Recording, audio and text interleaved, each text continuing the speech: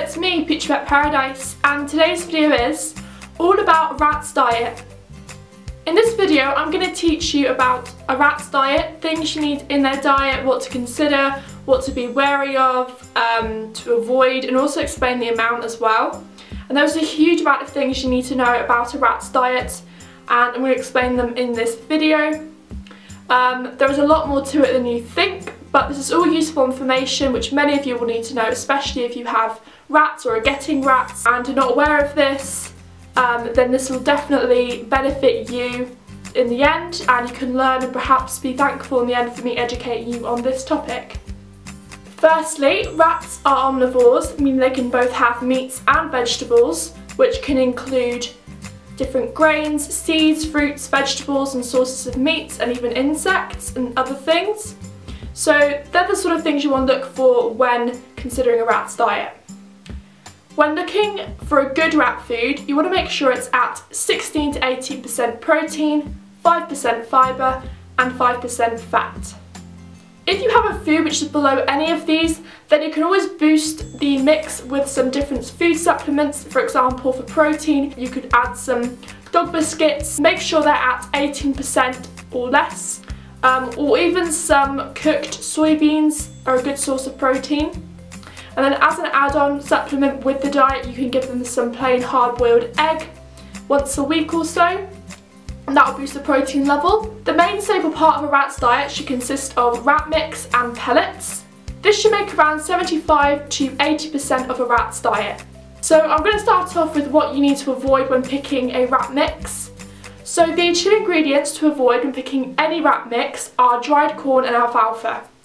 The most common problem about food mixes is that they often contain the two ingredients. Dried corn has fungal contaminants which causes the mould to react with rats' stomachs, and if fed too much can damage their livers, causing liver cancer later on in rats' lives. But this is okay fed in moderation. I personally don't give any dried corn to my rats as I don't like to risk things like that. Alfalfa on the other hand must never be fed, as rats cannot digest this. It sits in their stomachs until a larger size, which can form a blockage. Some can actually be fatal. So this ingredient must be avoided at all times. So you want to look out for those ingredients in the ingredients section on the packet or when looking through a food mix. If you do buy a mix with these ingredients in, then I highly suggest you take out both pieces before giving them to your rats. But I strongly suggest you buy a mix that doesn't contain those ingredients in the first place to save time, and it will make it much easier for you. As for unsafe rat food mixes, you'll want to avoid any of the brands KT, Fiesta, Peter's Mouse and Rat, and also Tropical Carnival, which are only sold in US and Canada. These often don't have good quality ingredients, are too low in nutritional requirements, or are too high in sugar. So now I'm going to talk about picking the right rat mix. So you're going to want to pick a good food mix that has different seeds, grains, pellets, and offers lots of variation. A lot of people think that rats don't need variation, but rats actually do, and they are a pet that will get very easily bored if the food is the same basic thing. It can even cause them to stop eating their food through boredom, so it's quite important you provide them with variation, which is why I don't suggest having pellets just by themselves, as rats will often find them quite boring. Rat food mixes, on the other hand, usually do offer good variation. However, some don't have all the nutritional requirements in there, and also rats like to do what's called selective picking, which is where they will eat some of the favourite parts of the mix and they'll leave the nutritional bits behind, so they won't intake their full nutrition. I would never suggest you have either by themselves, as you're either going to end up with bored rats or rats that selective pick and don't intake their full nutrition. I highly suggest you mix both mix and pellets together to make one rat mix. That way they're going to get their variation in the mix, but they're also going to get their nutrition from the pellets. So if they selective pick from the mix, that does not matter, as they'll be intaking all the nutrients from the pellets. As for a good option of rat mix, I'm going to get onto that in a minute. There is hardly no rat food mixes without the ingredients dried corn and alfalfa. Many mixes sold do contain these, but there is one I know of and highly recommend which does not contain any of this and has amazing variation, and it's very much like a homemade rat mix, a bit of everything in it. And this is the ratRations mix.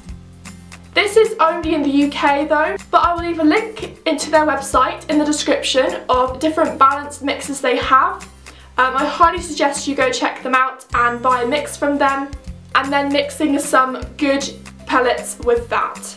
As for good UK wrap mixes, I recommend Reggie Wrap Mix and the Mr. Johnson's Wrap Mix.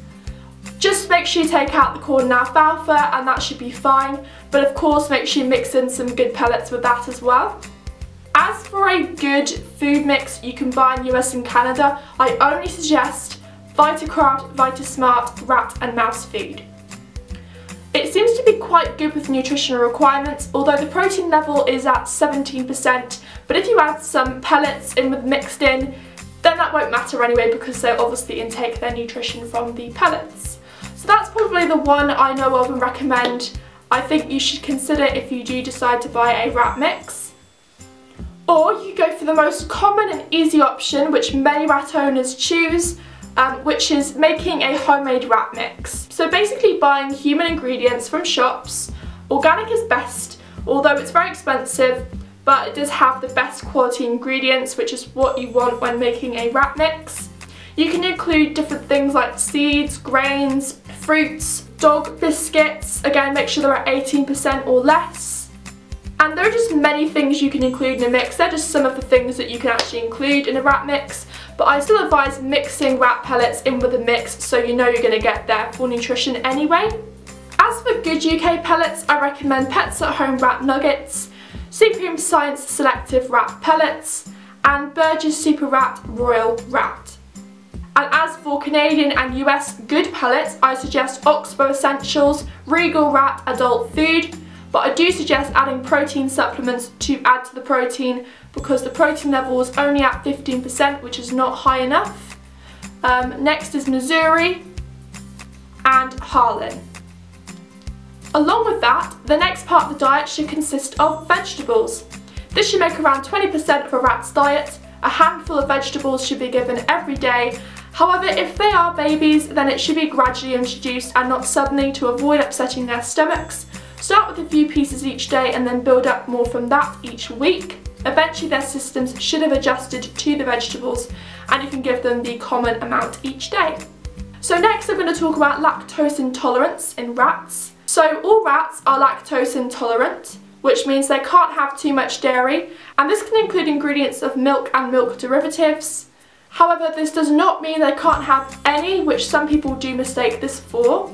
You can give them some dairy, but in very small amounts. Dairy foods can include things like yogurt, cheese, but soy-based is the best one as it's not too high in dairy. I don't suggest buying any of the drop treats though, as these do contain milk and milk derivatives, and you're not going to feed them commonly, so most likely they're going to just go out of date and they won't get used as much as your other treats. Although if you do decide to get the drop treats, then just make sure you feed them very sparingly. As for meats and proteins, it's in dog treats, cat food, all the sort of things like that to add to a diet. Make sure it's at 18% or below. You don't want to go over that. Too high protein can damage their kidneys and actually cause kidney disease later on in rats' lives if you give them too much of it. So stick to 18% or lower. That's the best one you want to go for. I do have a video on safe foods and ones to be fed in moderation for rats. So click here to find out more. Going on to treats. Now these are optional. Rats don't need treats, they are not an essential part of their diet. If you do decide to include them in their diet, they only need to make around 5% of their diet. These are great for taming and bonding and teaching your rats tricks, as you can give them a little reward. So they do have great benefits. You want to give them ones like the fruits and vegetable types, ones not containing dried corn, alfalfa, milk and milk derivatives.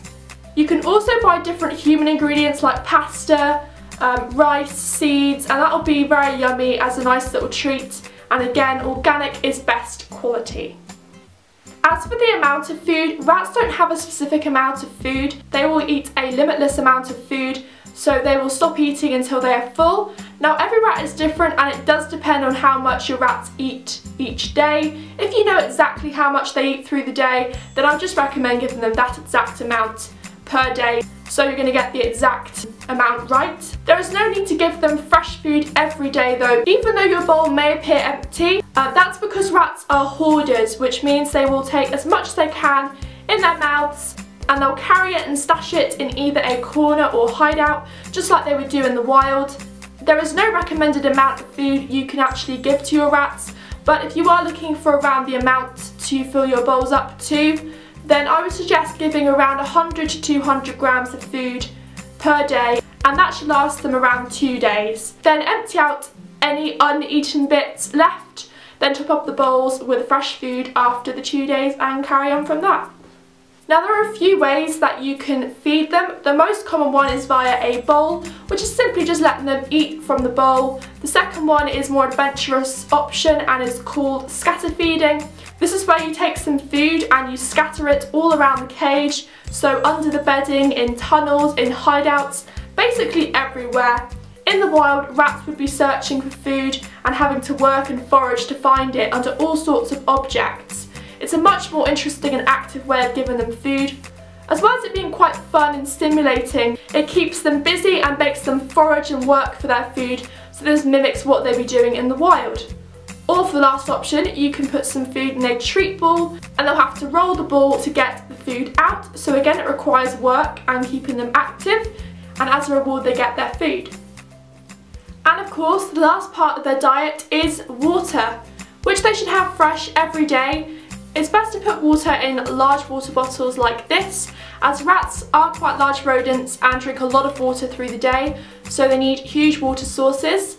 Water bottles the size of around 335 millilitres is great and should hold enough water for them.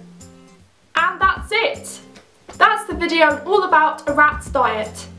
So I know this has been quite long, but there was a lot to explain about a rat's diet, and I like to include as much information as I can in my videos to help many people out there, and I feel I've included as much as I can about a rat's diet in this video. So I hope you found this helpful and have learned some things from this. If so, leave your feedback below and hit that like button to show support. And that's the video. See you in my next one. Bye!